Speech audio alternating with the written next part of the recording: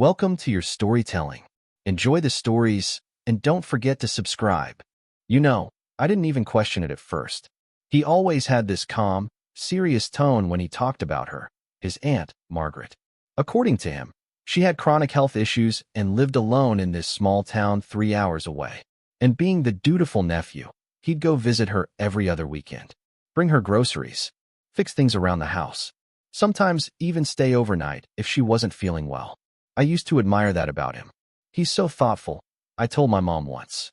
Not many people would drop everything for family. My mom just nodded, like she had her own unspoken opinion. I thought she was just being skeptical, as moms do. But then it started feeling off. He never let me come with him. Said she didn't like visitors. That she was very private. He didn't even want me to call her to say hello. She's resting, he'd say. Don't bother her. But his clothes started changing. Nicer shirts. Cologne he didn't wear for me. That tiny gut feeling whispered something wasn't right. I just didn't listen yet. One night before one of his supposed aunt visits, I peeked into his luggage. I don't even know why. Maybe I was curious, or maybe I'd already started doubting him. Either way, what I found didn't scream, visiting a sick old woman.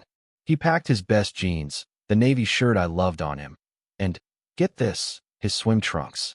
I remember standing there thinking, why would he need swimwear to help his sick aunt? But when I asked about it later, he said, oh, her town has a community pool, and I use it to decompress. He said it so casually that I almost believed him. Almost. But that night, I barely slept. Something inside me told me that suitcase wasn't packed for a family errand. It was packed for an escape. For a getaway. But with who? I didn't know. I just knew it wasn't with me. And it certainly wasn't with Aunt Margaret. It wasn't even planned. I swear, I wasn't trying to snoop. But he forgot his iPad at home, and it was still connected to our shared Apple ID. When I opened it, I saw it, his location. I don't even know why I clicked on it. Maybe to prove to myself he was where he said he'd be. But he wasn't in the small town. He was by the coast, at a beachside resort. My heart dropped. I told myself it could be a mistake. Maybe he stopped for a break. Maybe he got lost. Maybe. But my gut screamed the truth. So I zoomed in closer on the map and saw the name of the hotel. A luxury resort. 5 stars. And definitely not where Aunt Margaret lived. My hands were shaking. My stomach turned. My husband was lying to me. But the worst part? I still didn't know why. So here's where it started to unravel faster than I could keep up. I found his fake Instagram account. Yep, he had one. No photos of me, of course. Just scenic shots of his travels, food photos, and then, bam, a picture of a child. With his smile. Holding his hand. Tagged as #myeverything. And the caption? Family time is the best kind of time. I couldn't breathe. Who was that child? His niece? His cousin? I stared at it for so long that my eyes blurred. But then I saw it. A comment from a woman's account. Our little angel looks just like Daddy Blueheart. Our angel. Daddy. It felt like a punch in the chest. A sharp one. He wasn't just traveling. He wasn't just helping his aunt. He had a whole other life. A woman. A child. A family. And I had no idea. I needed answers. I couldn't breathe without them. So I called the hotel. I pretended to be his assistant, said I was confirming his reservation. My voice was shaky, but they didn't question it. Yes, Mr. Wallace is checked in, they said. Would you like to leave a message for the Wallace family suite? Family suite. The word echoed in my ears. I hung up before I said something stupid. My legs gave out under me. So it was true. Not just a fling. Not a random lie. He was living 2 lives. One with me, his loyal, clueless wife. And one with someone else. A woman. A child. A secret family. I had no idea how long it had been going on. I didn't know who she was. But I knew one thing. I was going to find out everything. And once I did, he wouldn't even see me coming. The next day, I decided to confront him. He came back from his aunt's house like nothing had changed, his usual smile plastered on his face. But I wasn't smiling. My heart was pounding as I asked, how was Aunt Margaret? He blinked, taken aback by my question. She's doing well, he said, a little too quickly. I wasn't convinced. I couldn't even fake a smile. You've been gone for 3 days this time. Wasn't she supposed to be in bed? He shifted uncomfortably, and I could see him searching for a way to cover his tracks. I stayed a little longer than planned. You know how it is with family. I nodded, but I couldn't stop the flood of emotions rushing through me. It wasn't just about the lies. It was about the woman. The child. I knew I had to be careful. One wrong move, and he'd shut me out completely. But I couldn't take it anymore. Do you have someone else, Jason? I whispered, my voice barely above a breath. He froze. His eyes widened. For a moment, I thought he might confess. Instead, he looked at me like I had lost my mind. What are you talking about? He asked, his voice laced with genuine confusion. But I saw something in his eyes, fear, panic. He was hiding something, and I knew it. He wasn't going to admit anything just yet, but I was getting closer. I couldn't take it anymore. I couldn't just sit around waiting for him to confess. So I did something that, at the time, seemed harmless. I checked his phone. Just once. I didn't think I'd find anything earth-shattering. Maybe a text from a friend. But what I found was far worse. There, at the top of the list, was a message from a number I didn't recognize. The text simply read, "When are you coming back? I miss you and the kids." I couldn't breathe. The kids. He had kids. How long had this been going on? Was I the fool all along? I quickly locked the phone and slipped it back into his jacket pocket. My hands were shaking, my pulse racing. I had a million questions, but no answers. The one thing I knew for sure was that I was not the only woman in his life. And this was no accident. I didn't have to wait long to find out who Sarah was. The next day, I decided to do something I never thought I'd do. I drove to the address I found linked to his secret phone number. The address led me to a beautiful neighborhood. A cul-de-sac of neat, tidy houses with children's bikes scattered around the front yards. I parked across the street and waited. And then she walked out. Sarah, the woman who had stolen my husband. She looked just like the photos on his fake Instagram account. Beautiful, confident, and way too familiar with my husband's life. She held a child's hand in hers. A boy, around 5, who looked remarkably like Jason. The resemblance was undeniable. They were a family, a real family, and I wasn't part of it. My heart shattered in that moment. But I couldn't just sit there, watching them live their perfect life while I sat in the wreckage of my own. I had to confront her. I had to know everything. I was trembling as I approached Sarah. It was as if my whole body was frozen, but I forced myself to take one step after another. I called out to her, and she turned around, her face lighting up with recognition. I don't know why, but I thought she'd be defensive, maybe even angry. But no, she looked sympathetic, almost apologetic. Hi, I said, my voice coming out in a shaky whisper. I'm Jason's wife. She blinked, then glanced down at the child next to her. Oh, she said softly. Her voice was gentle, but there was no doubt in my mind. She knew exactly who I was. I thought it would be you eventually. Who is he, Sarah? I asked, feeling my emotions crash over me like waves. Tell me everything. How long has this been going on? She sighed deeply, her shoulders slumping. I never wanted to hurt you, she started. But Jason and we've been together for a long time. I knew about you, but I didn't know about you this much. He's been with both of us for years, and when I found out he was married to you, I was just as shocked as you must be now. I stared at her, trying to process her words. She wasn't angry at me. She wasn't even mad at Jason. She was just broken, and I was too. I had so many questions. Why didn't she know about me sooner? How could she stay with him after finding out? The answers were unexpected, and they changed everything. Jason told me you were his high school sweetheart, Sarah said, and that you were happy being in the background while he lived his life with me. He told me you weren't interested in anything serious. I believed him. She paused, her voice cracking as she continued. He told me we had to keep it a secret, that he didn't want to hurt you, but you were never supposed to know. My heart felt like it was suffocating me.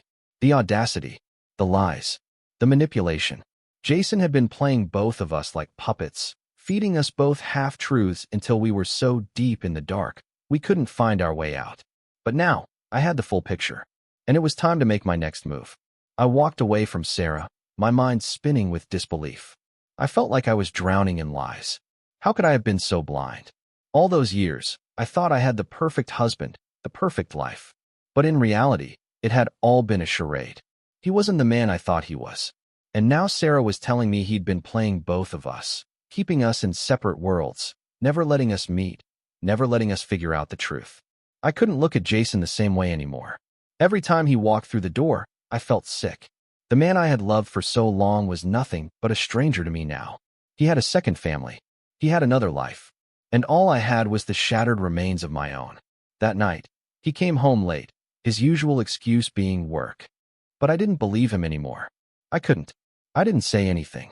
I just sat there, pretending to watch TV, pretending like nothing was wrong. But everything was wrong. And I knew I couldn't keep pretending. It wasn't enough to just know. I needed to hear it from him. I needed to see the lies crumble right in front of me. So, the next morning, as Jason sat down for breakfast, I didn't waste time. I looked him dead in the eyes and said, "I know about Sarah. And I know about the kids." For a moment, he just stared at me. His fork hovered above his plate, his face drained of color. And then he did the one thing I didn't expect. He looked away. He didn't try to deny it. He didn't try to explain. He just sat there in silence, like he couldn't find the words to fix the mess he'd created. "Why?" I asked, my voice shaking. "Why did you do this to me?" Jason finally spoke, but his words were hollow. "I never wanted you to know, but it's complicated. It's all been so messy." Messy? Jason, you've been living a double life. You've been lying to me for years. How is that complicated? How is that messy? My voice cracked, the pain piercing through me like a dagger. You don't get to just sit there and tell me how complicated it is. You ruined everything. He sighed, rubbing his temples as if the weight of the truth was finally sinking in. But I wasn't going to let him off the hook so easily. The truth came out in dribs and drabs. It wasn't one big confession. No, Jason was too careful for that.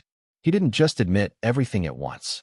Instead, he fed me the pieces, as if I was some kind of puzzle he wanted to put together in his own time. "I didn't mean for it to get this far," he said quietly, his voice barely above a whisper. "I was trying to keep things separate. Sarah and I, we were never supposed to overlap with you." "Overlap?" I shouted, unable to contain my anger. "You're telling me that this was all planned? That you knew what you were doing the whole time?" He looked at me, his eyes full of guilt. "I was trying to keep both of you happy. I thought I could manage it. I thought it would work. By lying to both of us. By pretending we didn't exist." I could barely breathe as the words tumbled out. "You didn't manage anything, Jason. You destroyed everything." That night, after Jason went to bed, I couldn't sleep. I kept thinking about Sarah. She hadn't been the villain I imagined her to be. She was hurt, just like me. She didn't choose this life. She didn't choose to be lied to. In fact, I couldn't help but feel sorry for her. After everything I had heard, I wanted to understand her side. I needed to hear her voice, to know how long this had been going on, how deep this betrayal ran. So I reached out. I called Sarah. The phone rang 3 times before she picked up. "Hello." Her voice was cautious, but kind. "I need to know everything," I said. "I need to understand why you stayed with him. Why you didn't tell me. I need to hear your side of the story." There was a long pause on the other end. Then, finally, she spoke. "I stayed because I thought I was the only one. And then, when I found out about you, I didn't know what to do. I didn't know if I should leave him. I didn't know if I should fight for him." Her voice cracked, and I could tell this was tearing her apart too. "It's not your fault," I said softly, my anger slowly giving way to empathy. "But we need to figure out what to do now. We both deserve the truth." The next morning, I found myself facing a decision I never imagined I'd have to make. I had to choose whether to stay with Jason or walk away. But could I ever truly trust him again? Could I ever look at him the same way, knowing what he had done? Sarah and I had a lot of long, painful conversations over the next few days. We shared our experiences, our heartache, and our confusion. We both loved the same man, but that man was not the man we thought we knew. And in the end, we both had to ask ourselves the hardest question of all. What do we do now? I couldn't keep living a lie, and neither could Sarah. Jason had torn apart the life I'd known, and I knew, deep down, that I had to walk away. I had to let go of the dream I thought I'd had with him. But would Sarah walk away too? And what would Jason do when both of us were gone? The answers were unclear. But one thing was certain, everything had changed. I couldn't keep running from the truth anymore. It was time to face Jason one last time. I had spent days agonizing over what to do, but I finally reached a decision. I wasn't going to let him keep me in the dark any longer. I had to confront him about everything. His lies, his secret family, and the future we might never have. When I found him sitting at the kitchen table that evening, I didn't hesitate. I took a deep breath and said, "Jason, I'm done. I can't keep living like this." He looked up at me, confusion clouding his eyes. "What are you talking about?" "I know everything," I said, my voice steady despite the storm swirling inside me. "I know about Sarah. I know about the kids. I know about the life you've been living behind my back." For the first time, I saw something break in his eyes. He didn't argue or deny it. He just sat there, silent, as if the weight of everything had finally caught up with him. "Please," he started, his voice barely above a whisper. "I never meant for any of this to happen. I thought I could keep it all together. I thought I could love both of you. But you didn't love anyone, Jason," I said, tears threatening to spill. "You only loved yourself. You were selfish, and now look where we are."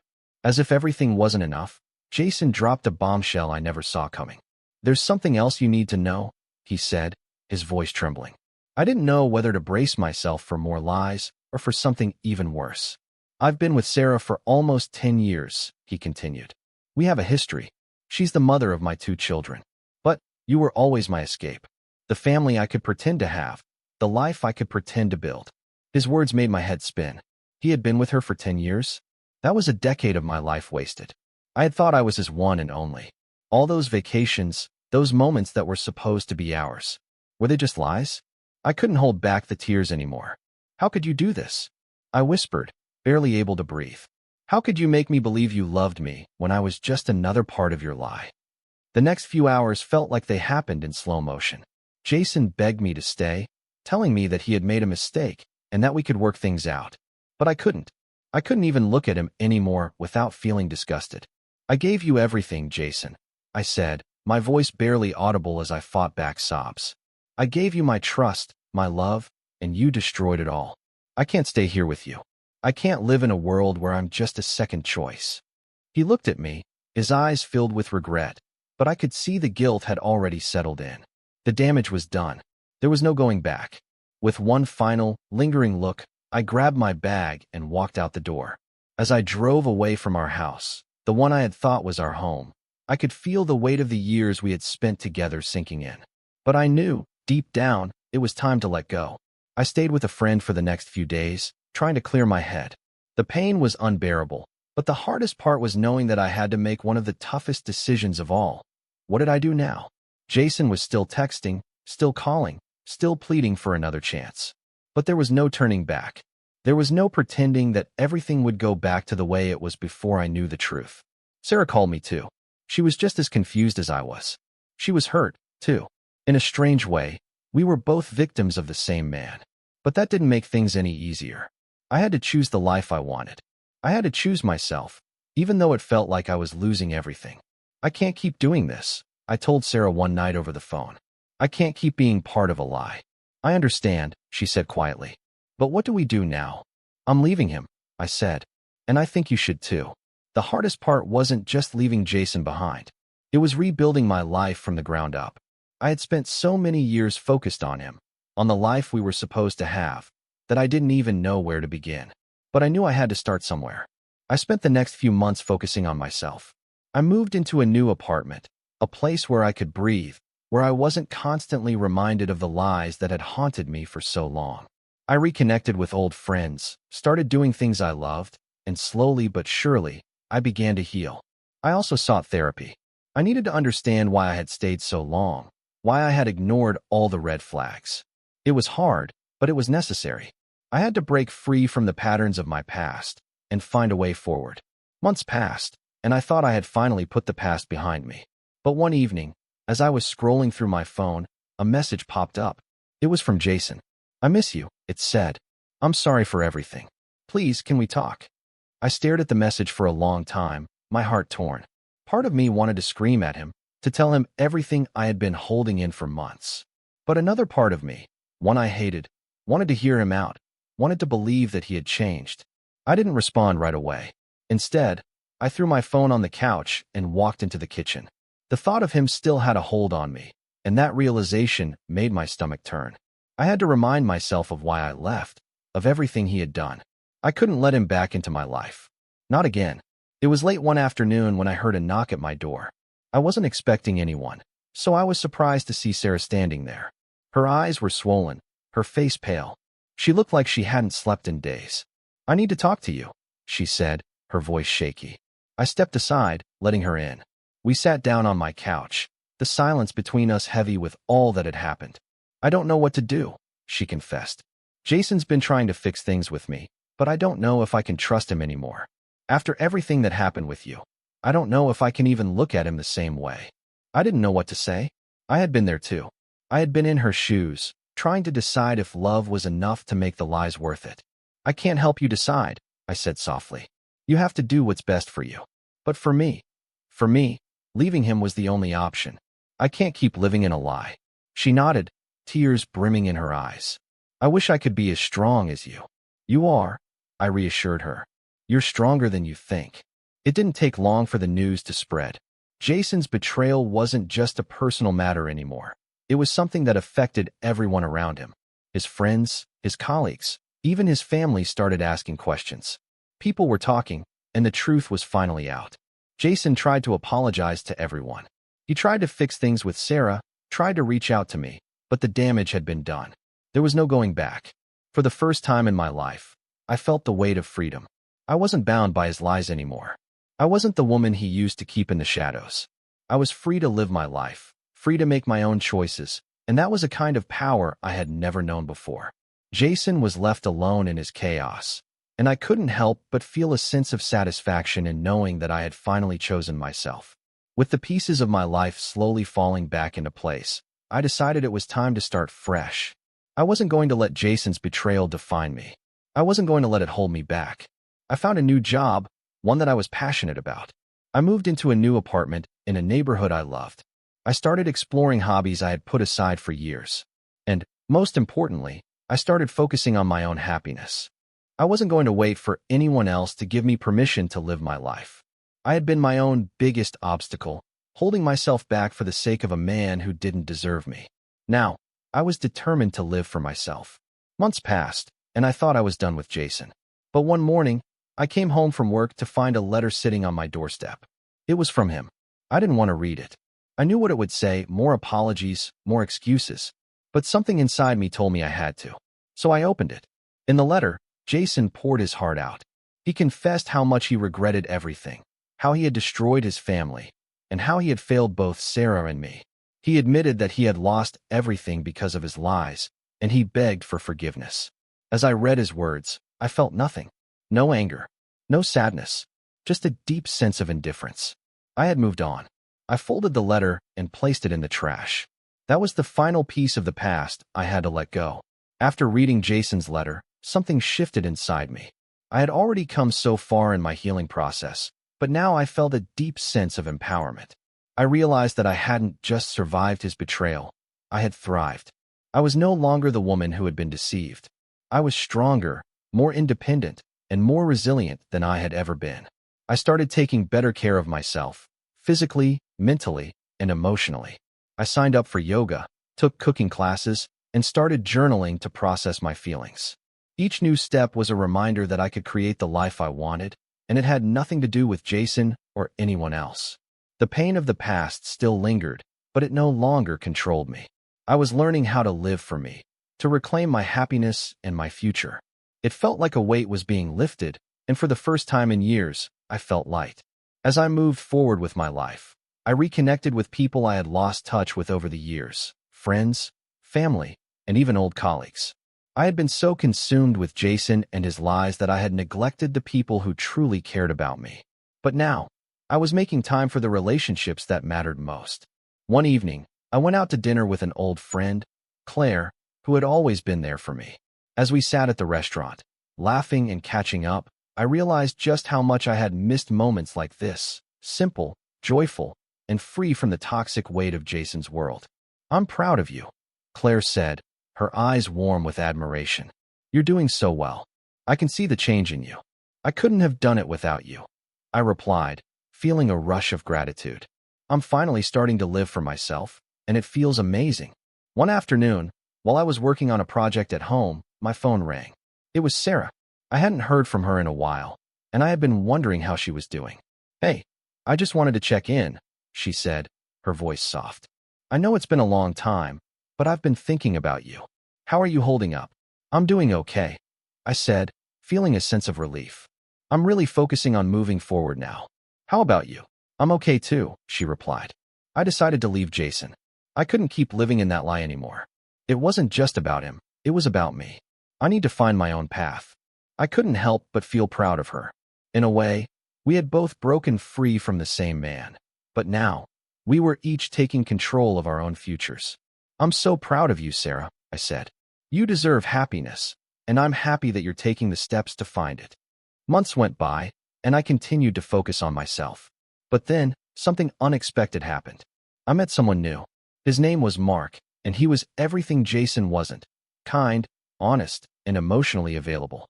At first, I was hesitant. I had been burned so badly by Jason, and I wasn't sure I was ready to open my heart again. But Mark was patient.